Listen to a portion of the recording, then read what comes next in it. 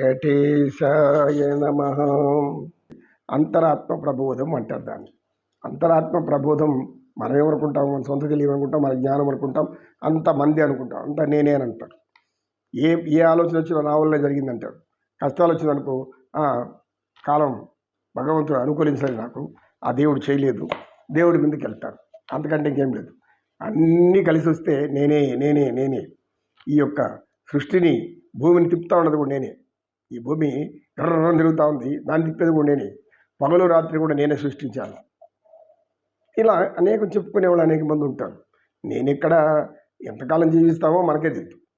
నేను ఇన్ని కనిపెట్టాను చెప్పుకుంటా ఉంటే అజ్ఞానం కాకుండా మనం ఏమంటారు దాన్ని?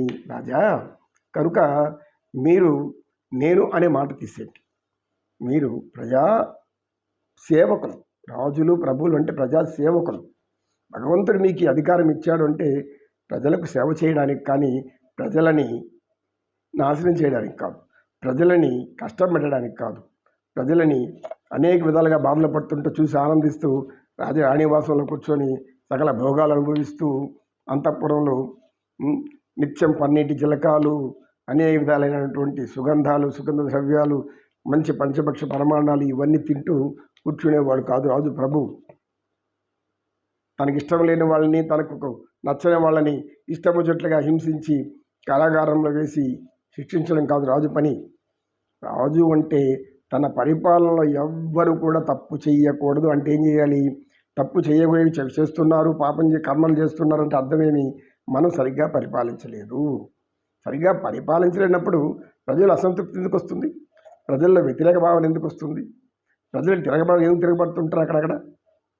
నీ పరిపాలన సరైనదైతే, ధర్మబద్ధమైతే, అది భగవంతుడికి అనుకూలమైనదైతే, శ్రీ వెంకటేశ్వర స్వామి ఏ విధంగా సర్వజనులకు సమానంగా తన ప్రేమను పంచుతున్నాడు పంచభూతాల ద్వారా, అలాగా మనం కూడా సర్వజనులు సంతోషంగా ఉండేలా చూడాలి. కానీ కొందరు దుఃఖపడడం, కొందరు అనేక ఇబ్బందులు పడటం, ఆకలి అని ఆహారం లేక కొంతమంది, నీరు లేకుండా కొంతమంది, రాజులు మాత్రం అనేక సుఖాలు అనుభవిస్తుంటారు.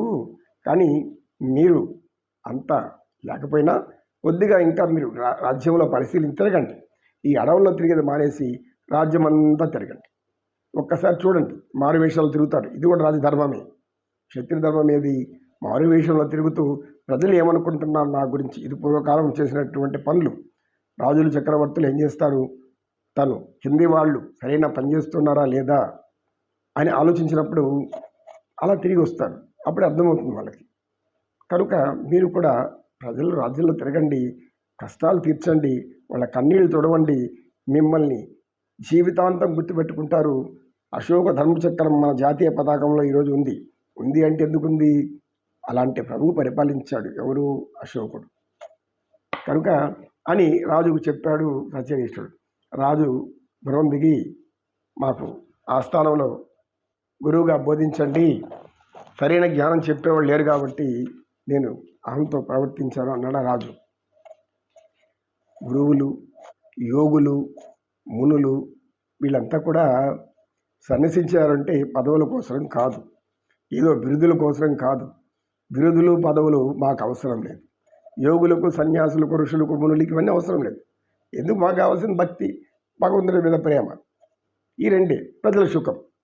ప్రజల సుఖం కోసం జ్ఞానం చెప్తుండాలి. అంతేగాని ప్రజల సుఖం కోసం కాకుండా నా ఆదాయాలు పెంచుకోవడం కోసము, లేకపోతే నేనేదో కిరీటం పెట్టుకోవడం కోసము, లేదా నిరంతరం రాజును వచ్చి పొగుడుతూ, అది భట్టరాజు చేసే పని.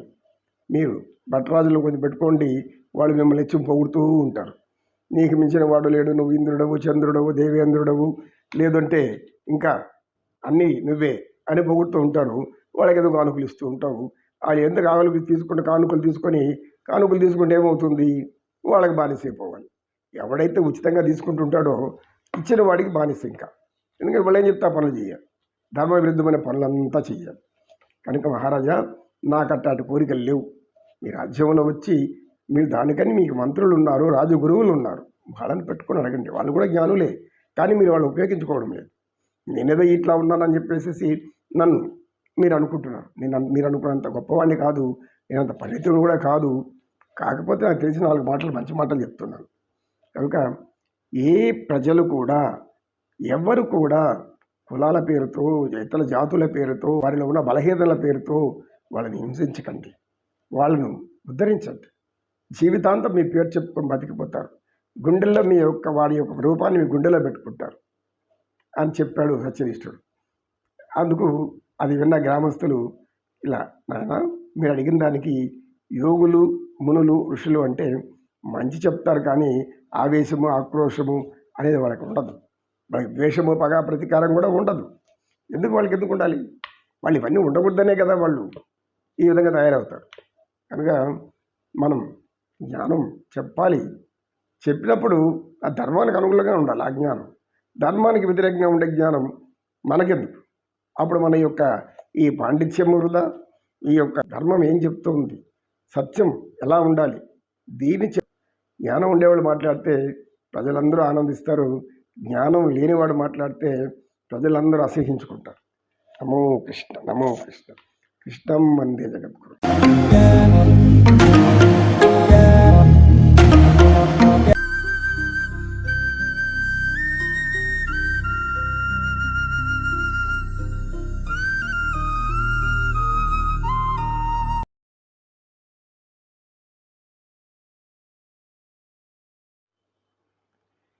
అలరు చెంచలమైన ఆత్మలందుండని ఎలవాటు చేసిని ఉయ్యాల ఉయ్యాల.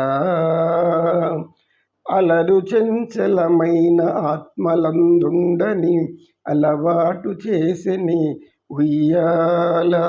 పలుమారు ఉచ్ఛ్వాస పవనమందుండని భావము తెలిపిని ఉయ్యాల ఉయ్యాల. పాలిండ్లు కదలాడ పయ్యదలు రాపాడ బామినులు ఒడినోతురుయ్యాల.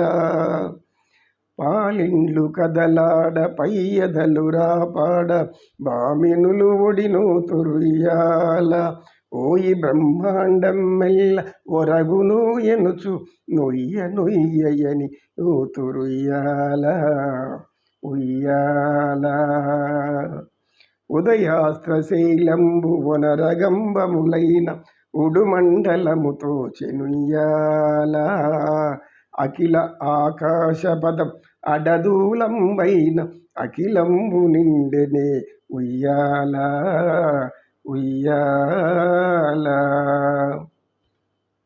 పదిలముగ వేదములు బంగారు చేరులై పట్టనెరుపాయనే ఉయ్యాల. పదిలముగ వేదములు బంగారు చేరులై పట్టనెరుపాయనే ఉయ్యాల. వదలకిటు ధర్మదేవత పీఠమై నిలువ వర్ణింపనరుదాయ ఉయ్యాల. వదలకిటు ధర్మదేవత పీఠమై నిలువ వర్ణింపనరుదాయ ఉయ్యాల ఉయ్యాల ఉయ్యాల. గోవింద గోవింద.